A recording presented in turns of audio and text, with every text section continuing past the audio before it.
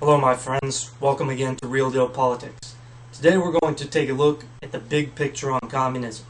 Now many today don't look at the big picture, they look at a very small microcosm of the picture. But we need to look at the whole picture on the worldwide communist revolution in order to understand what's going on. So please follow along and take notes if you want. This is probably the most important video that you'll watch until I make my next video on communism. The worldwide communist revolution. Well, takeover by force worked in the United Soviet Socialist Republic, Germany, China, and North Korea, as we all know. But the communist policies failed, left millions of dead by war, execution, many of which were executed simply because they were Christians, and starvation, and other means. It was just Gestapo run. It was horrible. The economic policy sucked. Everybody was miserable and still are miserable in North Korea, for example. China is improving as they grow more capitalist. Germany cut down the wall, but it was just awful in the Soviet Union. Well, the leftist rationale of today is that it would have worked.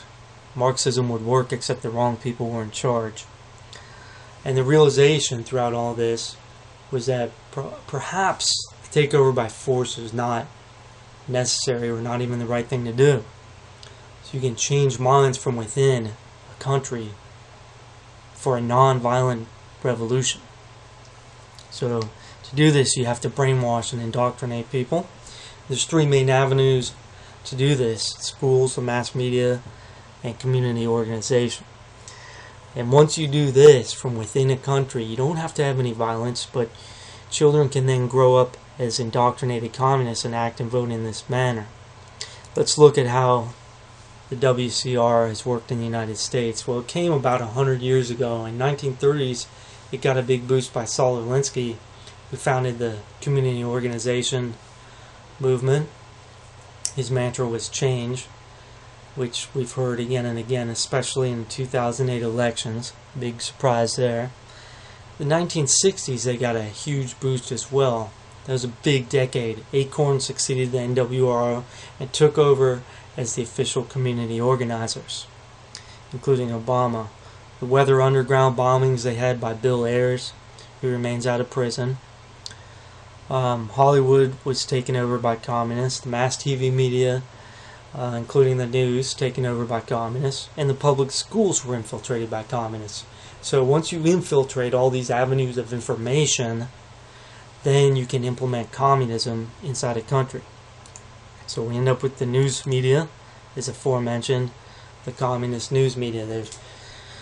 They infested all of the major news media, except for Fox, which came along after the fact and said, hey, why don't we have like a regular news outlet and not be communist? Okay, and people have flocked to Fox. It's the number one watched cable news network, and there's a reason for that. As far as the government goes, there's three main phases that you can implement communism. First, you have socialism. You create a welfare state by excessive taxes, unemployment, and redistribution of wealth. Does that sound familiar? Yes, because that's what's happening in our country. It's been happening for decades. It actually goes back to the FDR administration, the father of modern socialism in the United States. Okay, fascism.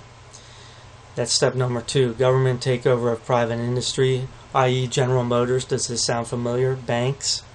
This is where the government can dictate what salaries can be made by executives, what profits can be taken. And then there's communism. Fascism takes a while. But after you have fascism under control, you can go to full-blown communism. This is where private industry is abolished altogether. The government runs everything. The government is the be-all, end-all. It is the employer, the distributor or redistributor of income. Okay, so right now we're basically in between phase 1 and 2 as far as the communist takeover of the United States. So this is a very serious matter. If you have any questions, comments, or suggestions on on what to do about this or what you'd like to see in the future from Real Deal Politics, please send me an email, doug@realdealpolitics.com. No moronic tirades or idiotic lectures from leftist wackos. I'll just delete them. Thanks for watching Real Deal Politics. I hope you learned something today about the worldwide communist revolution. We'll see you next time.